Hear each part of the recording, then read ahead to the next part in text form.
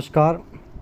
6th class geography major domains of the earth chapter number 5 NCERT की book और part 1 इसका हम पहले अपलोड कर चुके हैं। ये पार्ट 2 है जिसमें हम हाइड्रोस्फीयर से स्टार्ट करेंगे। लिथोस्फीयर सभी कॉन्टिनेंट मैं ऊपर एक्सप्लेनेशन कर चुका हूँ फर्स्ट पार्ट में। अगर आपने नहीं देखा तो आप जाकर हमारा फर्स्ट पार्ट देख सकते हैं। The earth is called the blue planet. Earth को ब्लू प्लैनेट कहा जाता है। More than 71% of the earth is covered with water. 71% earth का भाग पानी से घिरा हुआ है एंड 29% इज़ लैंड, और सिर्फ 29% ही ज़मीन है। तो इसलिए अर्थ को ब्लू प्लैनेट कहा जाता है क्योंकि इसके ऊपर ज़्यादा वाटर है। Hydrosphere consist of water in all it's form. Hydrosphere के अंदर पानी पाया जाता है, वो हम ऊपर पढ़ चुके हैं।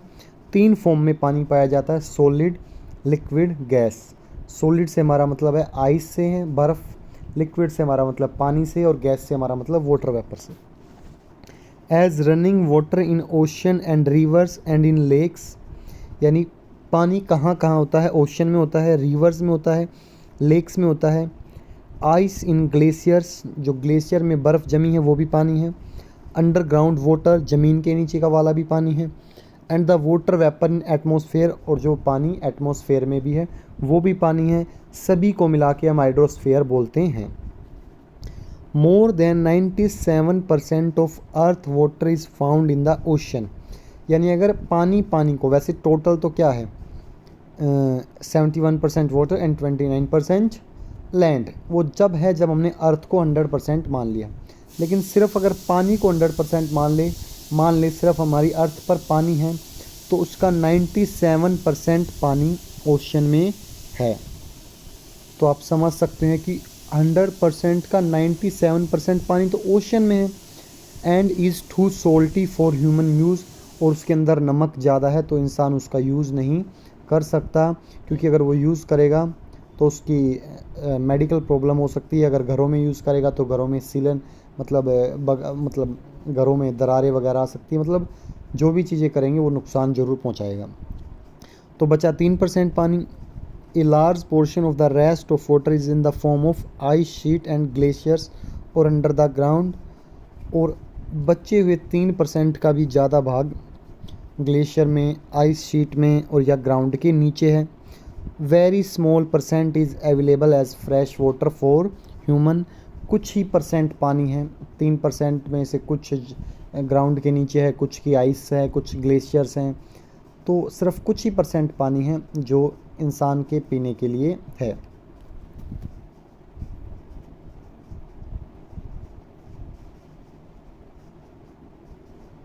चलिए नेक्स्ट।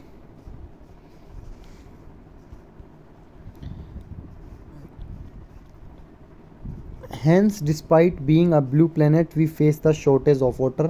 ब्लू प्लैनेट होने के पीछे भी हमें पानी की शॉर्टेज होती है, और उसका रीज़न मैं आपको अभी बता चुका हूँ। क्योंकि हमारे पास क्या है वो मैं आपको बता चुका हूँ कि बिल्कुल कम पानी है जो पीने लायक है, बाकी सोल्टी है। Oceans are the major part of hydrosphere. They are all interconnected. Ocean hydrosphere का एक बड़ा पार्ट है और वे आपस में कनेक्टेड हैं। The ocean water are always moving, यानी ओशन का पानी हमेशा मूव करता रहता है। The 3 chief movement of ocean waters are the waves, the tides and the ocean current. ये जो पानी के अंदर मूवमेंट होती है उन्हें हम 3 नाम से जानते हैं, tide, waves and ocean currents, जो हम हायर क्लासेस में पढ़ेंगे। वेव्स लहर होती है, टाइड्स और ओशन करंट हम पढ़ेंगे कि टाइड्स क्यों आते हैं, वो ग्रेविटेशनल फोर्स की वजह से आते हैं। The 5 major oceans are the Pacific Ocean, Atlantic Ocean, Indian Ocean, Southern Ocean and Arctic Ocean in order to their size. यानी 5 ओशन हमारे पास हैं। सबसे फर्स्ट है पैसिफिक, फिर अटलांटिक, फिर बीच में Indian, southern and Arctic ocean. यहाँ पे अब कन्फ्यूज़न होगी, अटलांटिक और आर्कटिक ओशन है, और जो हमने पीछे पढ़ा था वो अंटार्कटिका, वो कॉन्टिनेंट था। सबसे पहले हम पढ़ते हैं the Pacific ocean is the largest ocean. सबसे बड़ा ओशन पैसिफिक ओशन है। It is spread over 1/3 of the अर्थ, ये अर्थ के 1/3 भाग में फैला हुआ है। सबसे बड़ा कॉन्टिनेंट एशिया था, याद करते चलना है। और सबसे बड़ा ओशन पैसिफिक ओशन है। हमने पढ़ा था Mariana trench the deepest part of the अर्थ, यानी जो मरियाना ट्रेंच है अर्थ का सबसे गहरा वाला भाग, वो इसी ओशन में पाया जाता है। The Pacific ocean is almost circular in shape, Pacific ocean shape में सर्कुलर है। आप अगर मैप देखेंगे तो आपको दिखाई देगा कि ऑलमोस्ट सर्कुलर फॉर्म में है। Next, Asia, Australia, north America and south America surround it, यानी पैसिफिक ओशन को एशिया, नॉर्थ अमेरिका और साउथ अमेरिका चारों तरफ से घिरते हैं। घिरने का मतलब या उसके चारों तरफ ये चारों कॉन्टिनेंट हैं। Look at the map and find out the location of the continent. आप मैप देखकर कॉन्टिनेंट की उसका पता लगा सकते हैं। The Atlantic Ocean is the second largest ocean in the world. First number पे पैसिफिक ओशन और सेकंड नंबर पे अटलांटिक ओशन, ये याद रखना है। The Pacific ocean is circular in the shape, Pacific ocean shape में सर्कुलर है। But Atlantic Ocean is S shaped, Atlantic ocean S shape में हमें दिखाई देता है। It is flanked by the north and south America on the western side, ये north America और south America से वेस्टर्न साइड से घिरा हुआ है। And the Europe and Africa on the eastern side, और ईस्ट और यूरोप और अमेरिका मतलब यूरोप और अफ्रीका से ईस्टर्न साइड से घिरा हुआ है। ये आपको मैप देखेंगे तब आपको इजीली पता चलेगा। The coast line of Atlantic Ocean is highly indented. The irregular and indented coastline provide the ideal location for natural harbors and ports. From the point of view of commerce, it is the busiest ocean. तो आपको याद रखना है ये indented coast line है। Indented coast line का मतलब कि सीधी नहीं है। सीधी का मतलब मैं आपको बता देता हूँ, अगर ऐसे ओशन की लाइन होती, यहाँ पानी होता तो हमें दिक्कत होती कि ये कहाँ है, पता करना इजी मुश्किल होता। लेकिन वो इस तरीके से शेप है तो पता लग जाता है, हमने उनके नाम लिख सकते हैं कि ये वाला पार्ट, ये वाला पार्ट, ये वाला पार्ट। लेकिन स्टेट में कहाँ लिखते, तो इसलिए ये ऐसा ओशन है जिससे इसकी बाउंड्री को मतलब पहचानना इजी होता है कि भाई हमें कहाँ जाना है, किस पार्ट तक जाना है। तो इसलिए बिजिएस्ट ओशन है। तो आपको याद रखना है Atlantic Ocean is the busiest ocean, क्योंकि यहाँ पर ज़्यादा शिप यानी बिजनेस ट्रेड वगैरह होता है।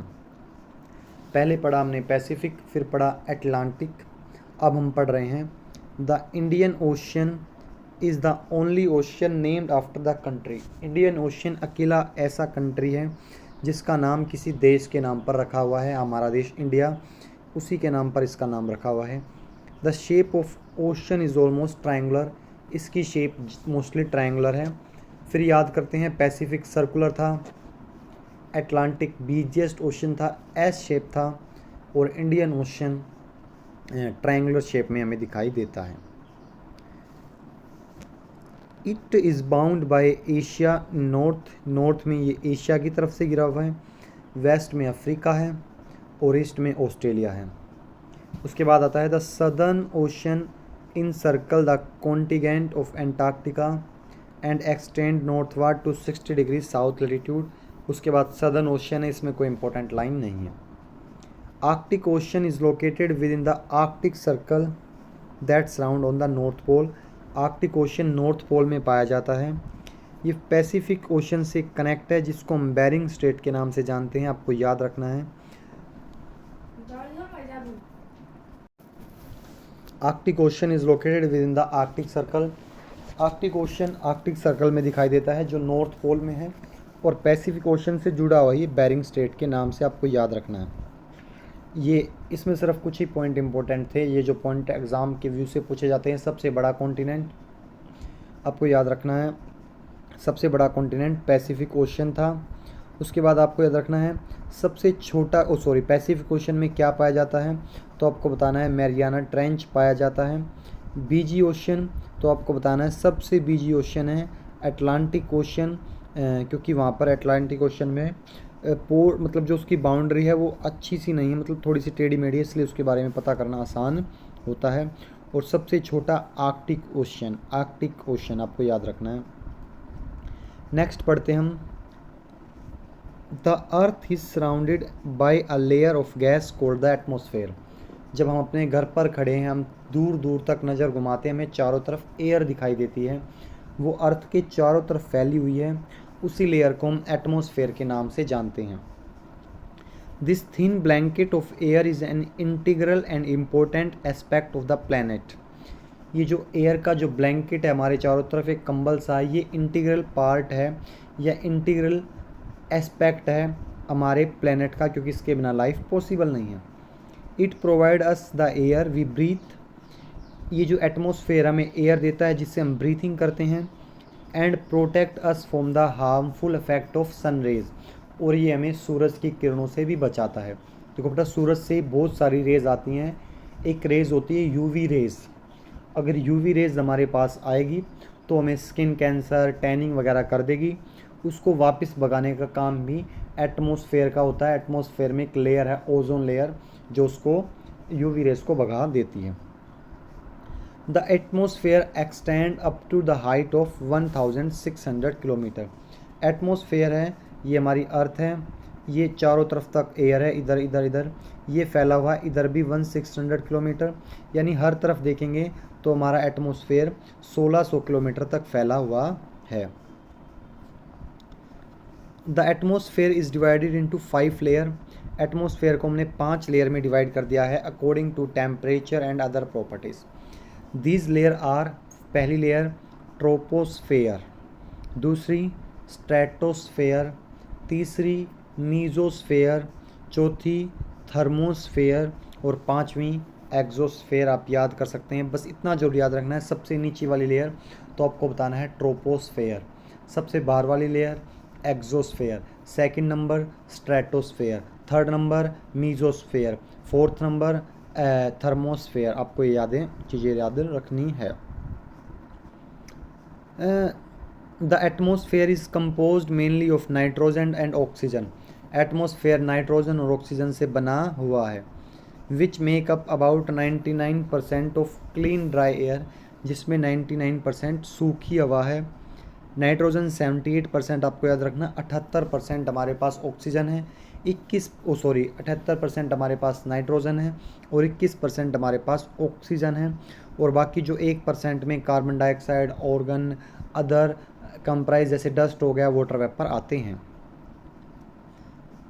Oxygen is the breath of life which while nitrogen helps in growth of living organisms.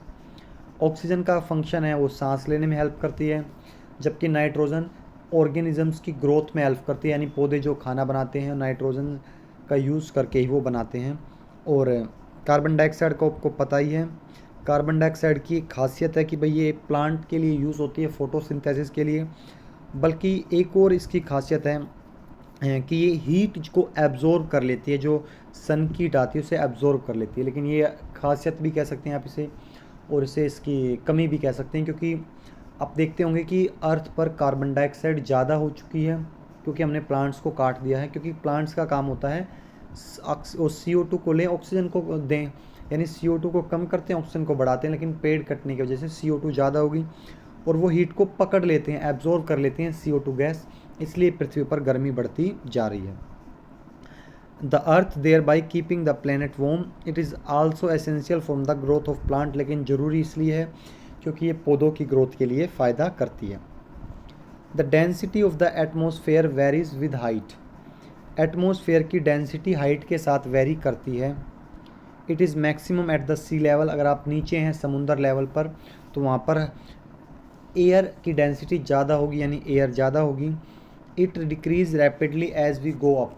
जैसे जैसे हम ऊपर जाएंगे कम होती जाएगी, इसलिए जो माउंटेनर्स क्लाइंबर होते हैं अपने साथ ऑक्सीजन का सिलेंडर लेके जाते हैं, क्योंकि उन्हें पता है जब हम ज़्यादा ऊपर जाएंगे तो वहाँ एयर ऑफ डेंसिटी यानी हवा क्या हो जाएगी, कम हो जाएगी। You know the climber experience problem in breathing due to this decrease in the density of air. हमें पता है कि भाई क्लाइंबर्स को प्रॉब्लम होती है सांस लेने में, क्योंकि वहाँ एयर की डेंसिटी ख़त्म होती जाती है। They have to carry with them oxygen cylinder to be able to breathe at high altitude. वो ऊंचाइयों पर जाते हैं तो वो ऑक्सीजन सिलेंडर लेके जाते हैं ताकि उन्हें ऑक्सीजन पर्याप्त मिले, क्योंकि ऊपर हवा की कम हो जाएगी, हवा कम होगी तो फिर ऑक्सीजन भी कम होगी। The temperature also decrease as we go upward. अगर हम ऊपर जाते हैं तो टेम्परेचर भी कम होता है, डेंसिटी भी कम हुई, टेम्परेचर भी कम हुआ। इसलिए अगर नीचे अगर 20 डिग्री है, ऊपर जाएंगे 18, 16, 17, 15, 10, 0, 4 ऐसे चलता रहेगा, क्योंकि ऊपर इसलिए ठंड होती है, इसलिए तो पहाड़ों में ठंड होती है। The atmosphere exert pressure on the earth. Atmosphere earth पर प्रेशर भी लगाता है, जिसे हम एटमोसफेरिक प्रेशर कहते हैं, जो आप बड़ी क्लासेस में पढ़ेंगे 8th 9th में। This varies from place to place. जो एटमोसफेयर हवा का प्रेशर वो वेरी करता है। Some areas experience high pressure and some areas low pressure. कुछ जगह एयर प्रेशर ज़्यादा होता है, हाई प्रेशर बोलते हैं। कुछ जगह प्रेशर कम होता है तो उसे लो प्रेशर बोलते हैं। एग्जाम्पल के तौर पर मैं आपको समझाता हूँ। एक एरिया ये है और एक एरिया ये है। यहाँ प्रेशर हाई है और यहाँ प्रेशर लो है। तो आपको याद रखना है, हमेशा एयर हाई प्रेशर से लो प्रेशर की तरफ जाती है। तो इसलिए अर्थ पर हवा चलती रहती है। जैसे यहाँ हाई बन गया, यहाँ लो, तो ऐसी हवा जाएगी तो हमें हवा फील होगी। कल को यहाँ हाई हो गया, उधर लो, तो वह इस तरीके से मूवमेंट करेगी। तो हवा हमेशा हाई प्रेशर से लो प्रेशर की तरफ जाती है। And moving air is known as wind. और चलती हवा को हम विंड कहते हैं। 3 स्फेयर पढ़ चुके हैं हम, lithosphere, hydrosphere and the atmosphere. अब हम पढ़ रहे हैं biosphere. The biosphere is the narrow zone of the contact between the land. Biosphere ऐसा जोन है जो एक नैरो कॉन्टैक्ट है, जहाँ पर हमें लैंड, वाटर और एयर तीनों मिलेंगी। It is in this zone that life that is unique to this planet. ये जोन मतलब अकेला अर्थ ऐसा जोन है इस प्लैनेट पर जहाँ तीनों पाए जाते हैं बायोस्फीयर, इसलिए यहाँ पर लाइफ पॉसिबल है। There are several specific organisms that vary in size from microbes and bacteria to huge mammals। अर्थ पर अलग अलग ऑर्गेनिजम्स पाए जाते हैं, बैक्टीरिया से लेके छोटे छोटे माइक्रो ऑर्गेनिज्म से लेके ह्यूज एनिमल, एलिफेंट, जिराफ तक एनिमल यहाँ पाए जाते हैं। All the living organisms including human are linked to each other and to the biosphere for survival. जितने भी लिविंग ऑर्गेनिजम्स है, चाहे हम हो, चाहे प्लांट हो, चाहे एनिमल हो, एक दूसरे से कनेक्टेड है। The organisms in the biosphere may broadly be divided into the plant kingdom and the animal kingdom। हमने जो अर्थ पे ऑर्गेनिजम्स है, जैसे bacteria, animals, human being, plant, सबको डिवाइड कर दिया है प्लांट किंगडम में और एनिमल किंगडम में। ये हम पढ़ेंगे बायोलॉजी साइंस बुक में। The 3 domains of the earth interact with each other and affect each other in some way और द एग्जाम्पल। अर्थ के तीनों डोमेन एक दूसरे पर डिपेंड है। For example, cutting of forest for fulfilling our needs or clearing land for agriculture may lead to fast removal of soil for slopes। यानी अगर हमने पेड़ काट दिए अपने लकड़ी के लिए, या ज़मीन को हमने साफ़ कर दिया, खेती के लिए कर दिया, कुछ भी, तो इससे क्या होगा, वहाँ की सोइल फटाफट रिमूव होना कर देगी। सिमिलरली अर्थ सरफेस में भी change due to natural calamities like earthquakes. Earthquake आते हैं, उससे भी बहुत सारे चेंज होते हैं। For example, there could be submergence of land as happened in the case of tsunami. Recently, parts of Andaman and Nicobar Island were submerged underwater। तो calamities आती है, अर्थक्वेक आ गया, सुनामीज़ आ गई, जैसे अंडमान और निकोबार के पार्ट्स कई बार पानी के नीचे दब जाते हैं। तो ये होता रहता है, तीनों स्फेयर एक दूसरे पर डिपेंड रहते हैं। हाइड्रोस्फेयर ने लिथोस्फेयर को डुबो दिया। Discharge of waste material into lakes and rivers make the water unsuitable for human use. हम लिथोस्फेयर में रहते हैं, हम डिस्चार्ज करते हैं, मतलब पानी वानी डिस्चार्ज किया, वेस्ट डिस्चार्ज हुआ हमारे घरों से, तो वो सीधा कहाँ जाएगा, वो जाएगा रिवर में। तो देखो लिथोस्फेयर पे रह के हमने हाइड्रोस्फेयर को डैमेज कर रहे हैं, तो ये एक दूसरे से डैमेज होता रहता है। इमिशन फ्रॉम इंडस्ट्री से जो वेस्ट निकलता है, थर्मल पावर प्लांट से, व्हीकल से, वो एयर को पोल्यूट करता है। कार्बन डाइऑक्साइड एक इम्पोर्टेंट कंस्टिट्यूशन है एयर का, लेकिन अगर हम CO2 बढ़ाते हैं तो उससे ग्लोबल टेम्परेचर, अर्थ का टेम्परेचर बढ़ता है। मैं बार बार बता चुका हूँ आपको। CO2 absorb the heat. CO2 के अंदर खासियत है जो हीट को एब्जॉर्ब कर लेती है, उसी से ग्लोबल वार्मिंग होती है। तो अर्थ का टेम्परेचर बढ़ना जिसे हम ग्लोबल वार्मिंग कहते हैं, there is thus a lead to limit the use of resource of the earth to maintain the balance nature between the domains of lithosphere, the atmosphere and the hydrosphere. तो हमें याद रखना होगा कि जो अर्थ का जो बैलेंस है लिथोस्फेयर, एटमोसफेयर और हाइड्रोस्फेयर के बीच में बना के रखना होगा। तो हमें नेचुरल चीज़ों पर नुकसान नहीं पहुंचाना है। ये चैप्टर हमारा यहाँ फिनिश होता है। अगली वीडियो में हम इन 1 ABCDEFG तक क्वेश्चन करेंगे, उसके बाद हम टिक द करेक्ट और उसके बाद हम फिलअप्स करेंगे नेक्स्ट वीडियो में। अगर आपको अच्छी लगी तो प्लीज़ इस चैनल को सब्सक्राइब जरूर करें, और अगर कोई डाउट है तो व्हाट्सअप नंबर करें, नीचे व्हाट्सअप नंबर हमारा लिखा हुआ। Thank you.